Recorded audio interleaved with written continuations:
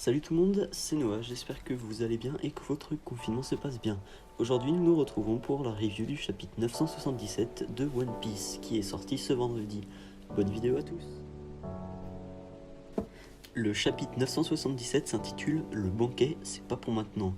Et en page de couverture nous retrouvons le 24e épisode de la mini-aventure de Gangbei et sa Oh My Family, où nous assistons aux retrouvailles entre Lola et Chiffon. Nous avons ensuite une magnifique page pour commencer ce chapitre, avec les 10 Mugiwara réunis et fêtant le retour de Jinbei. Sur cette même case, on peut aussi voir Carotte, ayant l'air de s'être bien intégrée à l'équipage. Cela veut peut-être dire qu'elle rejoindra l'équipage plus tard, mais bon, personnellement je n'y crois pas trop, surtout qu'elle est encore très jeune, elle n'a que 15 ans. On a ensuite Sicilion et Yogoro qui déclarent qu'ils dirigeront respectivement les Minks et les samouraïs. Kinemon explique leur plan et on apprend que dans le crâne de Onigashima se trouve un château et qu'ils comptent prendre un passage secret pour y pénétrer. Denjiro fait remarquer que Kanjuro connaît donc ce plan et demande donc à Kinemon le vrai plan en pensant encore que c'est un génie. On a alors Law qui nous propose son plan. Tout d'abord, Luffy et Kid vont servir de diversion en fonçant sur la porte principale d'Onigashima. Puis, d'autres troupes servant elles aussi de diversion font contourner le crâne et pendant ce temps-là, les fourreaux rouges passeront de l'autre côté de l'île en utilisant le sous-marin de Law pour prendre les ennemis par surprise. Par contre, je ne comprends pas comment ce plan pourra marcher, car si on le suit, Trafalgar et les fourreaux rouges arriveront donc en premier dans le château de Kaido, mais ils ne seront en aucun cas capables de battre Kaido, Big Mom, les trois calamités, les Tobiropo, les Numbers et les autres membres présents.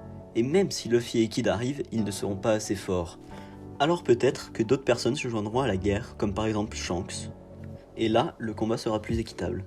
Bon, repassons maintenant au chapitre. Les Mugiwara ont pris les devants et ont déjà éliminé les gardes postés au port, avec beaucoup de facilité. Les Mugiwara avaient prévu un banquet, mais Luffy le repoussa après leur victoire face à Kaido, Big Mom et Orochi. On a ensuite Kid qui se lance et qui met au défi les Mugiwara sur une course navale. Puis, à la page suivante, nous apercevons les hommes de Kaido et Orochi en train de festoyer dans le château de Onigashima. Et là, nous avons une révélation. Kaido aurait un fils et il l'attendrait.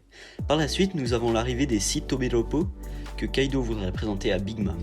Nous connaissons déjà 2 de ces Tobiropo, X-Drake et Page One. Et nous pouvons voir que parmi eux se trouve aussi une femme, la première femme que l'on voit appartenant à l'équipage des 100 bêtes, et un samouraï de Wano portant un sabre. Pour revenir au fils de Kaido, il aura sûrement une place importante au sein de l'intrigue.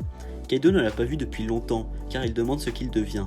Peut-être que les Numbers avaient justement été envoyés le chercher, ce qui expliquerait leur départ de Onigashima.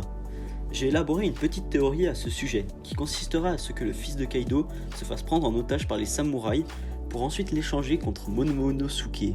Car étant sur Onigashima, il rencontrera forcément soit les samouraïs, soit un des 3 équipages pirates. Et une fois son identité dévoilée, les alliés des Mugiwara pourront échanger le fils de Kaido contre le fils de Oden. Voilà, c'est la fin de cette petite review. Si elle vous a plu, lâchez un like et abonnez-vous. J'ai aussi un compte Twitter, alors si vous avez Twitter, venez me suivre. Le lien sera en description. A bientôt pour une prochaine vidéo.